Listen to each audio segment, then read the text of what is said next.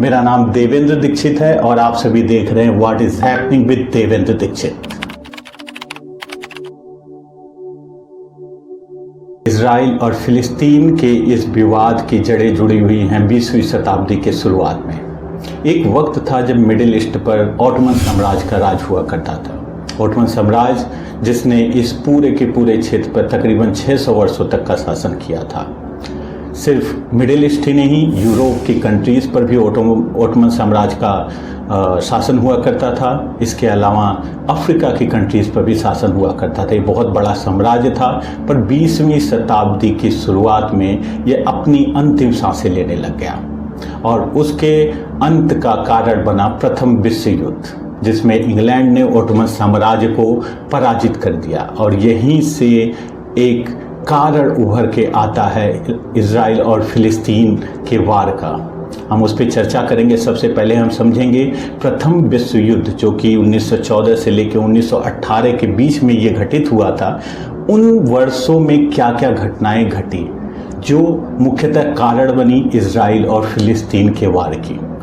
जब एक वक्त इंग्लैंड को लगने लगा कि वो ऑटोमन साम्राज्य को पराजित कर देगा, उसी वक्त पूरे के पूरे यूरोप और मिडिल ईस्ट में एक नेशनलिज्म की आग लगी हुई थी। एक नेशनलिज्म की भावना लोगों के घर में, अपने मन में घर कर गई थी। हर एक राज्य को अपना एक अलग से देश चाहिए हो गया था। जर्मनी और फ्रांस ऐसे टुकड़ों में बटे हुए देश एक हो रहे थे। वहाँ के लोगों का अपने देश के लिए मांग लगातार बढ़ते जा रही थी और यही प्रभाव यहूदियों के ऊपर पड़ा। यहूदी जो यूरोप के अलग अलग देशों में बसे हुए थे और उनके खिलाफ लगातार अत्याचार हो रहा था उन देशों में। और ये कारण था जिसकी वजह से एक जर्निस्ट आंदोलन की भी शुरुआत होती है, जिसमें यहूदियों को लगा कि उनको एक अलग राष्ट्र की मांग करनी चाहिए। अब हम चर्चा करेंगे 1914 और 1918 के बीच में कुछ घटनाओं की। वो घटनाएं जो मुख्यतः कारण हैं इस पूरे के पूरे विवाद की। जब युद्ध हो रहा था और इंग्लैंड को लगा कि ये युद्ध वो किसी भी तरीके से जीतने के करीब पहुंच चुका है, ऑटोमन की पराजय बिल्कुल निश्चित हो चुकी थी, उसी वक्त एक डिक्लेरेशन होता है, Balfour declaration. Balfour declaration sir Arthur Balfour, जो कि इंग्लैंड के विदेश मंत्री हुआ करते थे, उन्होंने एक डिक्लेरेशन किया जिसमें उन्होंने ये स्वीकार किया कि यहूदियों को एक अलग राष्ट्र मिलना चाहिए। और उन्होंने अपने डिक्लेरेशन में ये भी इंगित किया कि उनको वो राष्ट्र, उनके धार्मिक स्थल जो महत्वता रखता है वो फिलिस्तीन है और उसी फिलिस्तीन में यहूदियों का पुनर्वास कराया जाएगा। क्योंकि एक तरफ राष्ट्रवाद की भावना लोगों के अंदर आ चुकी थी, यहूदी भी राष्ट्र चाहते ही थे। इस डिक्लेरेशन ने उनको और भी ज़्यादा प्रेरित किया फिलिस्तीन की तरफ जाने के लिए। यहूदी लगातार यूरोप में ही बसे हुए थे, पर इस एक डिक्लेरेशन ने उनको प्रोत्साहित कर दिया कि अब उनको जाना चाहिए, फिलिस्तीन में जाके बसना चाहिए। फिलिस्तीन में उस वक्त अरबी मुसलमान रहा करते थे, ज़्यादातर आबादी उन्हीं की थी, पर अब वहाँ पे जाके यहूदियों का बसना और अरब मुस्लिम्स का उनको स्वीकार करना एक बहुत बड़ा जटिल और कठिन विषय था। ये डिक्लेरेशन 1917 में हुआ था। आप गौर कीजिएगा, मैं सन वाइज जा रहा हूँ। 1914 में युद्ध का आरंभ हुआ, 1918 तक ऑटोमन साम्राज्य हार चुका था। 1917 में बेल्फोर डिक्लेरेशन आया जिसमें यहूदियों के लिए बोला गया कि उनको एक अलग राष्ट्र दिया जाएगा और ये एक कारण बना, यहूदी प्रेरित हुए वहाँ जाने के लिए। पर इसमें एक और भी सत्य है।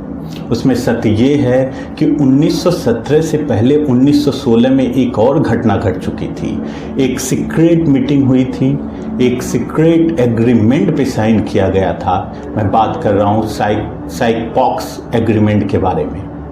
ये एग्रीमेंट जिसमें फ्रांस, इंग्लैंड और रसिया शामिल थे और उन लोगों ने गुप्त रूप से एक दूसरे के साथ पूरे के पूरे मिडिल ईस्ट को आपस में बांट लिया था। और वो बंटवारे में फिलिस्तीन का हिस्सा इंग्लैंड के हिस्से में आ रहा था, इंग्लैंड के शासन के अंतर्गत आ रहा था, जो कि ब्रिटिश मैंडेट के हिसाब से चलाया जाएगा। तो एक तरफ तो उन्होंने बोला बेल्फोर डिक्लेरेशन में कि एक अलग राष्ट्र दिया जाएगा यहूदियों के लिए, लेकिन दूसरी तरफ उससे 1 साल पहले ही एक सीक्रेट मीटिंग हो चुकी थी जिसमें उन्होंने तय कर लिया था कि इंग्लैंड में वो शासन करेंगे। तो हम आपको बताएं कि ये एक बहुत बड़ा विवादित मुद्दा बना। एक तरफ आपने यहूदियों को प्रेरित कर दिया कि वो जाएं फिलिस्तीन में बसें, दूसरी तरफ आपने उनको अलग राष्ट्र देने की मांग से पीछे भी हट गए। और ये 2016 में हो चुका था, ये सीक्रेट मीटिंग था, और 17 में आपने बेल्फोर डिक्लेरेशन कर दिया। तो ऐतिहासिक कारणों को अगर गौर से देखा जाए तो मुख्यतः बेल्फोर डिक्लेरेशन ही सबसे बड़ा कारण था, ऐतिहासिक कारण था इस विवाद को जन्म देने के लिए।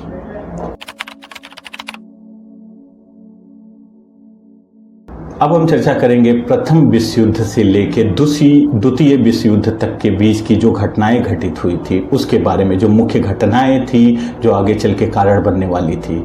आपको हमने बताया बेल्फोर डिक्लेरेशन के बारे में, हमने आपको बताया साइक्स-पिकॉट एग्रीमेंट के बारे में जो 1916 में हुआ था। ये तो मुख्य कारण थे ही थे।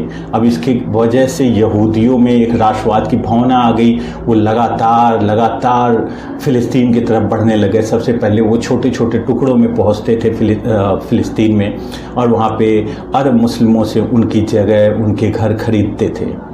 लेकिन जब प्रथम विश्व युद्ध खत्म हो गया, एक जेनिस्ट आंदोलन की शुरुआत हुई जहाँ पर दुनिया भर के यहूदी एकत्रित होने लग गए थे फिलिस्तीन की तरफ, और ये पहले से ज़्यादा तादाद में। उन्होंने अब ये डिसाइड कर लिया था, फैसला ले लिया था कि अब हमें हर एक हालत में फिलिस्तीन उनके देश के रूप में चाहिए होगा।